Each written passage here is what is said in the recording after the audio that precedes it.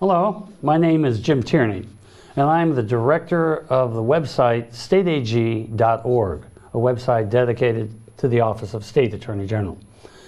I had the honor of being the Attorney General of my home state of Maine for 10 years, and since that time I have worked with Attorney Generals and their offices of over half the states on some of the most difficult issues that they face. And for the last 16 years, I have taught courses on state attorneys general at both Harvard Law School and Columbia Law School. Now, the purpose of this recording is to give you a sense of the Office of Attorney General from the 50,000-foot level. The views are mine. They're not designed to give legal advice to anyone, because every office is also a little different. But there's a lot to bring AG offices together, and that's what I'd like to discuss with you today. For more details, go to StateAG.org, and you will find a lot of information, a lot of research on the subject. So, on the face of it, attorneys general should act like all other American politicians, right? I mean, in 43 states, they're elected. They're all partisan.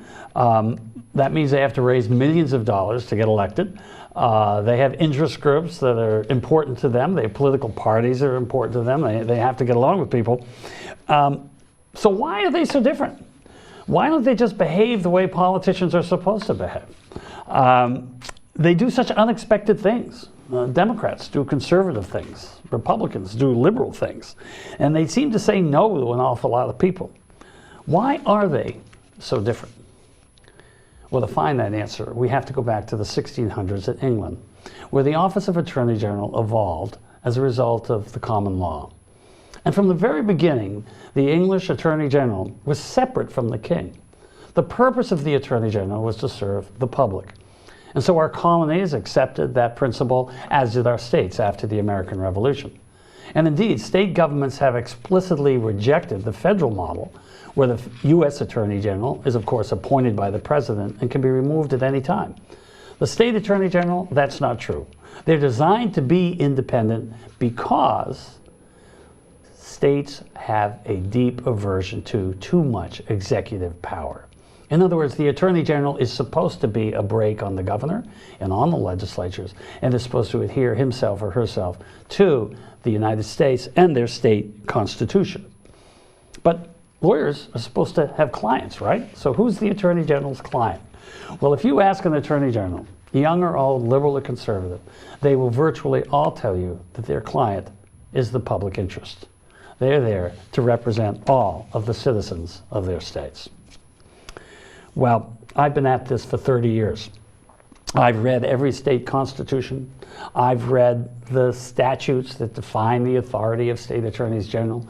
I've read the appellate case laws. I've looked at budgets. I've looked at organizational charts in order to figure out how AGs work and how they work together, because it's so counterintuitive to so many other lawyers in any other parts of government. Not at all like the lawyers who represent cities, for example, or counties, or the federal government.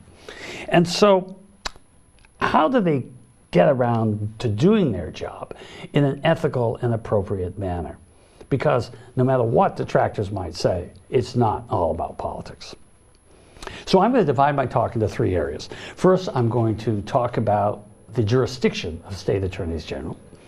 Then I'm going to talk about the resources that they have available to them to do the job. And then we're going to talk about how they actually do it. And for that purposes, take a look at the handy generic chart, which is right below this posting, so that you can maybe even follow along. All right, what are attorneys general supposed to do? Well, first and foremost, they're the lawyers for state government. So if state government gets sued, it's the job of the attorney general to defend. It's also the job of the Attorney General to bring enforcement actions if a rule or a regulation is violated, and in some areas, such as consumer and antitrust or charities, to bring a case, an enforcement case, in their own name, because there is no client agency in those circumstances.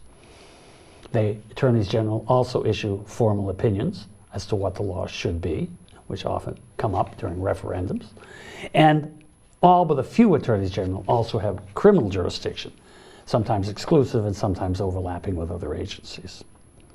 But even that description of what attorneys general do does not fully describe their jurisdiction. So let me give you an example. Let's say you have an Attorney General who has no jurisdiction at all over domestic violence, because that responsibility lies with local district attorneys. So the most brilliant lawyer in the world could research the statutes and say, Attorneys General in this state has nothing to do with domestic violence. And while they would be technically legally correct, they would be absolutely 100% wrong. Because attorneys general can step up to almost any issue that he or she feels is important. And they have a lot of things they could do. They could appoint a domestic violence task force. They could propose bills to the legislature. They could work with attorneys general of other states. They could testify in Congress. They could give their opinion on the appropriate level of penalties. They could work with social service agencies. The Attorney General has a broad jurisdiction which is oftentimes not defined in the four corners of the statute. And this, in my judgment, comes from that traditional common law perspective, the idea that the Attorney General is there for everyone. Well, how do they do this job? One Attorney General told me that after he was elected, he said becoming Attorney General was like drinking water from a fire hose. And he made a good point. There's so much more to do than the Attorney General can possibly handle. How are they going to handle the resources? Well, they don't work alone. There are 13,000 to 14,000 assistant attorneys general in the United States. The largest office, not surprisingly, is California with about 1,200 lawyers. And there are a few states that only have 40 or 50 lawyers.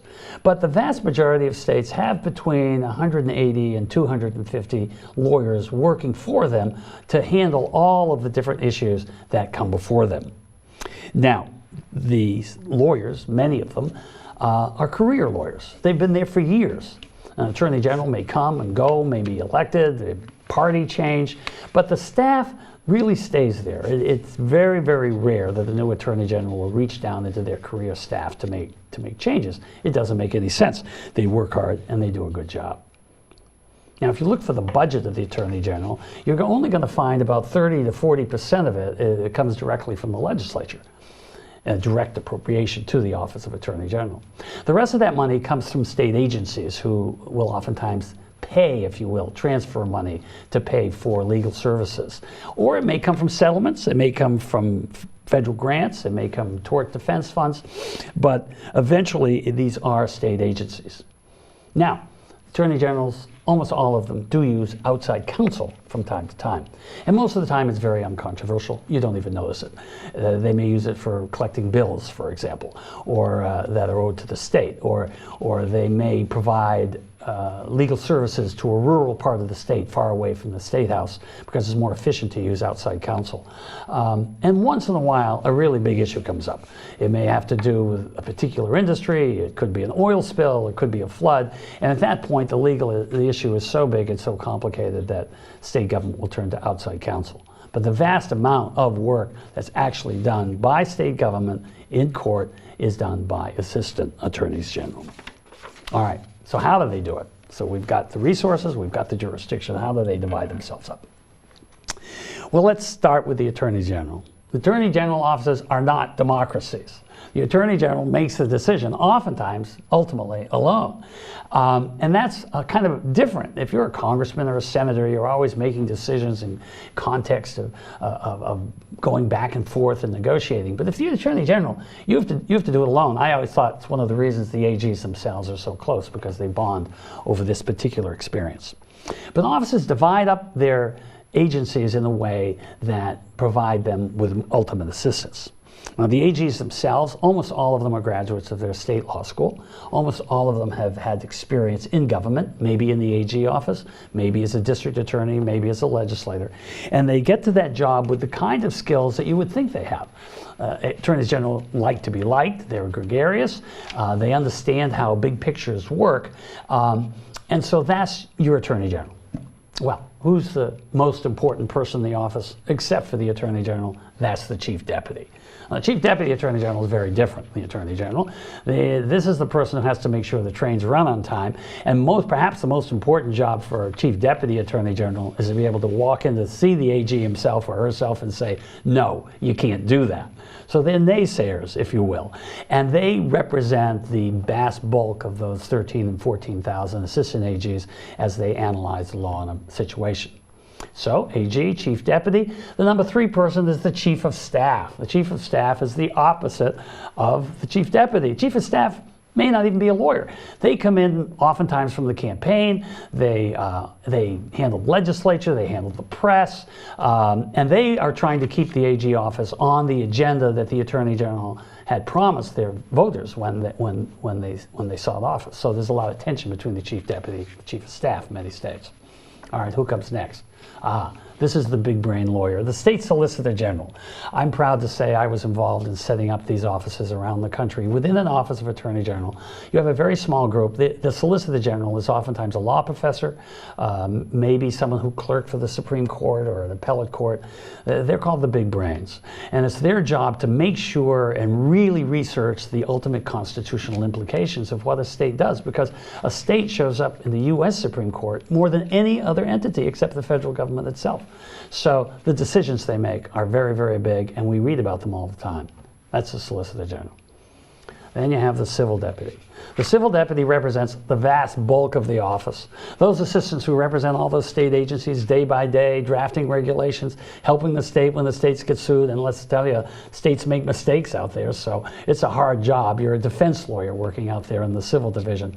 And the civil deputy has to do that job. Almost always someone who rose up through the ranks, a career person. And then you have the criminal deputy. The criminal deputy, he or she has to really be separate from all of the rest, right? Because they have to investigate some of the most difficult crimes. 3 states, Rhode Island, Alaska, and Delaware, there are no district attorneys, so the Attorney General has all the criminal jurisdiction. But in the rest of the states, it's a shared jurisdiction, which might involve police shootings, it may involve appeals from capital cases, it may involve Medicaid fraud investigations. Criminal deputy, separate a little bit off to one side. And then finally, the public protection deputy. Now this is the white hat. This is where the Attorney General can ride in, protecting consumers, bringing antitrust cases, protecting charities who may be misspending their money. And there's no client agency, so the Attorney General has more flexibility. And the person who's a public protection deputy is a real go-getter. They want to go out there and they want to do things all the time. So, put all these people together, the Attorney General should have enough information to make the decision. The civil deputy, saying you got to be careful. The public protection deputy that says let's go for it. The criminal deputy say there may be a crime here. The solicitor general who's looking out for the Constitution. The chief of staff who's worried about the AG's politics, and the chief deputy who puts these things together to advise the Attorney General. Now, at the end of the day, if you get a bunch of attorneys general in the room, they genuinely like each other. They really don't care much about the politics because they share this experience. And the other thing about attorneys general is they want to do things. You would never get attorneys general mixed up with lieutenant governors or secretary of states or vast majority of congressmen. If you're an attorney general, you work for this job because you really want to do something.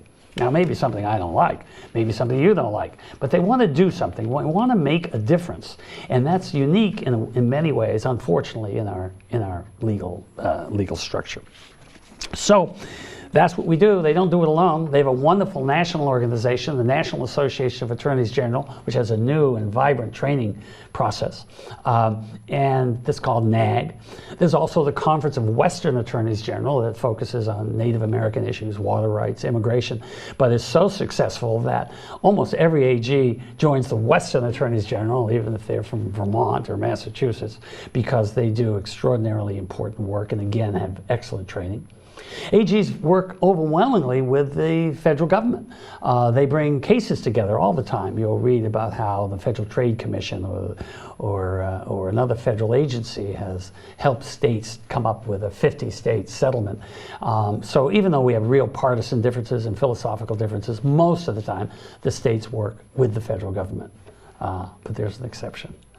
If the attorneys general, usually of the political party that's not in the White House, has taken up the practice of suing the federal government. I mean, that's just the way it is. So if your president is a Republican, the Democratic AGs will oftentimes bring lawsuits, and vice versa. If the president's a Democrat, the Republican AGs will bring lawsuits, oftentimes to protect sovereignty. They feel that it's their job to protect the role of states in our constitutional system. Now, AGs also meet with Republican AGs Association, RAGA, Democratic AG's Association, DAGA, they have their meetings, they raise money, they go out and try to get themselves reelected. And they also work together. All the AGs know each other, all the chief deputies know each other, all the consumer protection chiefs know each other. So if you're talking to an AG's office, you know, you're not usually, you may think you're talking to one assistant AG in your state, but actually you may be talking to 49 other states because they'll send an email out the door right after you leave. So there's a lot of repeat players and a lot of back and forth. Well, that's about it. That's my simple summary of the Office of Attorney General. As you can see, I'm dedicated to it. I believe in it. I think it makes the lives of all American citizens better. And I hope that you take the time to go deeper than this brief report and study the various issues that might be important to you that arise within their jurisdiction. They're here on our website, StateAG.org. That's it. Thanks for watching. Class dismissed.